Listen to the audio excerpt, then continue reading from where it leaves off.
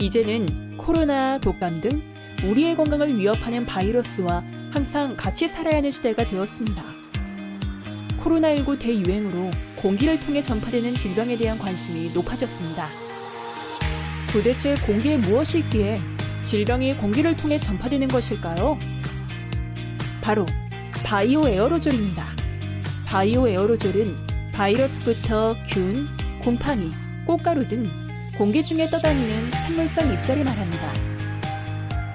그 크기에 따라 수미터도 못 가고 바닥에 떨어지는 입자도 있는 반면 수십에서 수백 나노미터 크기의 입자들은 바닥에 떨어지지 않고 계속 실내를 떠돌아다닙니다. 그래서 코로나19 대유행 시 접촉하지도 않았던 사람들이 같은 공간을 사용한 경우 감염 사례가 발생한 것입니다. 이제는 더 이상 코로나, 독감의 집단 감염을 방치해서는 안 됩니다. 아이들을 어린이집, 유치원에 보내는 부모들은 유치원에 독감 환자가 발생했다는 알림을 받으면 우리 아이도 독감에 걸리는 것이 아닌가 걱정합니다. 실제로 많은 아이들이 집단 감염 때문에 고생하고 있습니다. 요즘은 어린이집, 유치원의 주요 업무가 전염병에 걸린 아이들을 관찰하고 보고하는 일이 되어버렸습니다. 부모들은 누가 병에 걸렸는지 수소문하는 해프닝까지 벌어지고 있습니다. 이와 같이 바이오 에어로졸에 의한 전염병 전파는 우리의 삶 깊숙이 파고들었습니다. 한국재료연구원은 이러한 문제를 해결하기 위해 디지털 감염 제어 플랫폼을 개발했습니다. 환경 센서로 실내 공기 중 바이오 에어로졸의 농도를 예측하고 공기청정기와 같은 에어로졸 포집 장치로 신속하게 바이오 에어로졸을 제거합니다. 전기 소모, 유지 보수 비용 감소를 위해 딥러닝으로 도출된 최적 시나리오로 공기청정기를 운전하며 IoT를 통해 무선으로 제어와 감시가 가능합니다. 디지털 감염 제어 플랫폼의 핵심 기술은 크게 세 가지로 구성되어 있습니다. 첫 번째, 공기 중 바이오 에어로졸의 농도 예측 기술입니다. 균, 바이러스 등을 포함한 바이오 에어로졸은 실내 온습도, 가스 농도, 외부 날씨, 제실자 수 등 다양한 변수에 영향을 받습니다. 이러한 실내 정보와 실제 측정된 바이오 에어로졸 농도를 활용해 딥러닝을 수행하면 고가의 측정 장비 없이도 실내의 바이오 에어로졸 농도를 예측할 수 있습니다. 두 번째, 바이오 에어로졸 비활성화 기능성 필터 부품입니다. 기존 공기청정기는 광촉매 필터, UV 필터 등 다양한 방식으로 포집된 바이오 에어로졸을 비활성화시키고 있습니다.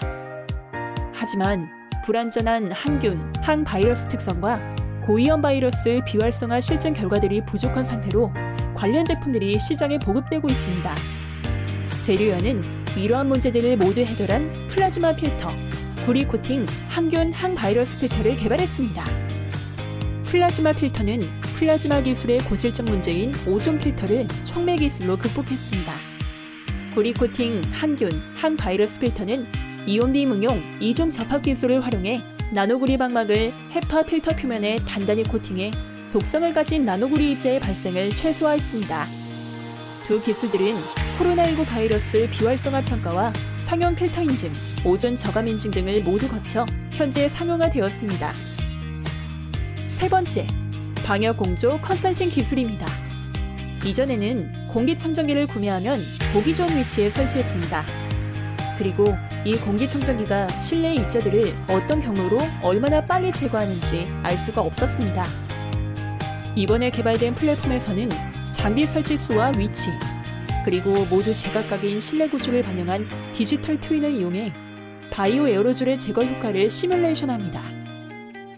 이를 통해 실제 설치 현장에 가장 적합한 구조와 사양을 도출합니다. 한국재료연구원은 22년 10월부터 24년 8월까지 도청, 대형병원, 감염 전문병원, 요양원 등 다양한 공간을 대상으로 디지털 감염 제어 플랫폼을 실증해 성능 검증을 완료했습니다.